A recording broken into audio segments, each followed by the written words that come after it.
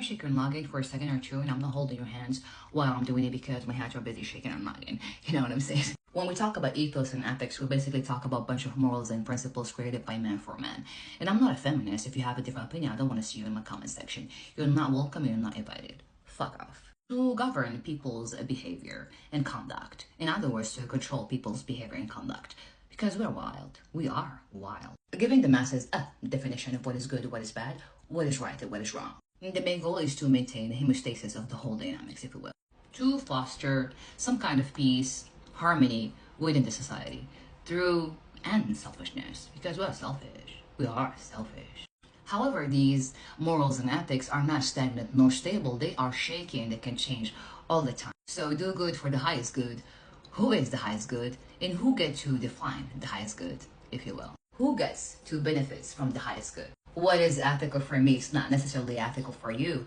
So let's say we don't share the same ethos. Can we still work together? I don't know about you, you can pick your own poison. For me personally, if we don't share the same values, I cannot work with you. Because I will find myself down the road making a lot of compromises for things that are not supposed to be compromisable. You know what I'm saying? And my ethos, if you're wondering, is pretty simple, straightforward, it's not even complicated. It has nothing to do with the so-called ethics. It is my own ethos that makes sense to me, and I abide by it. It's me waking up every single day, making sure I am a better version of myself, doing the right thing, the right time, making sure to do good, even if it's hard. And that's hard. And as I said, these morals and ethics, they can change based on a lot of factors. Personal beliefs, political beliefs, religious beliefs, the list goes on. Cultural beliefs, customs, you name it. They can change. It just depends on where you are, who you are, and what are you believe. So how high this highest good can go? If you find yourself going down this rabbit hole, I can guarantee you will get to this shady, shaky, blurry line dilemma of what is reality versus what is morality. If you get there, just let me know, because I have been there. I can help you. We can technically agree to disagree on a lot of points, but we have to agree on the fact that societies are changing, evolving every single time. So what will happen to those old values, ethics, and morals? Aren't they supposed to change and evolve along and go with the flow as well? Let's forget for a second about any epistemological definition here and focus on the logical part.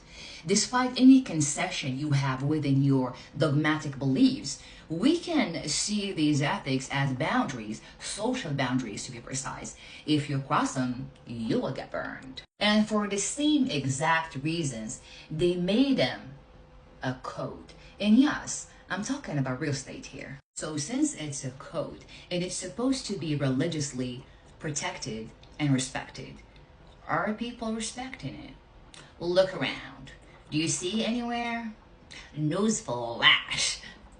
No. I had a conversation with a listing agent who made a wide comment about specific ethnicity and a race.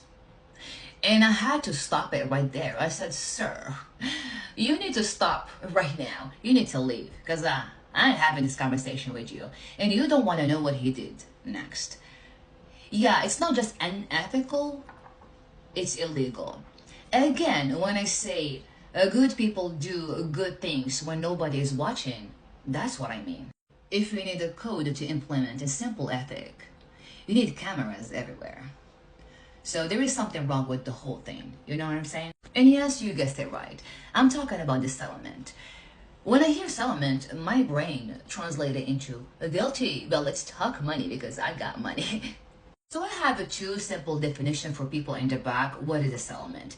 Number one, the settlement is about a bunch of bad apples who fucked up big time. They got caught.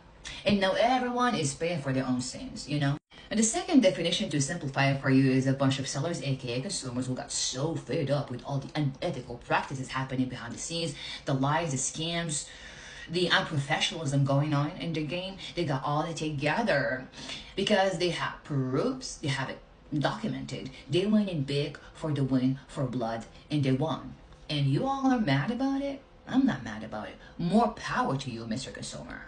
And this only shows the tip of the iceberg, the power consumers have in the whole game. But some of them, they have no idea they have. You can literally sue anyone, anything, anywhere, anytime. This shows that nobody, nothing, no one is too big to fail. I worked in March before the ripple effect with a client who were looking for a rental. I did everything that I was supposed to do, and one of the houses in March has zero compensation. I didn't even have to make the call because it was in the MLS. Zero compensation. Did it stop me from showing the house? No, ma'am. No, sir. Because I always do the right thing, even if it's hard. I still showed the house twice. And my client loved it, 50%, loved it. And I said, listen, if you like the house, go for the house. There is no compensation. I'm so happy for you. That is going to be just you and the listing agent. My client were flabbergasted. They said, fuck this shit. If they're not paying you, we're not taking. I said, listen, with everything that's happening in the market, this is a good place for now. I know this is just a transition period. Take the house. Don't worry about me, baby. Take the house. Take the house. And because I know their financial situation, I'm not going to add to the burden. I'm not going to ask you for my commission. No.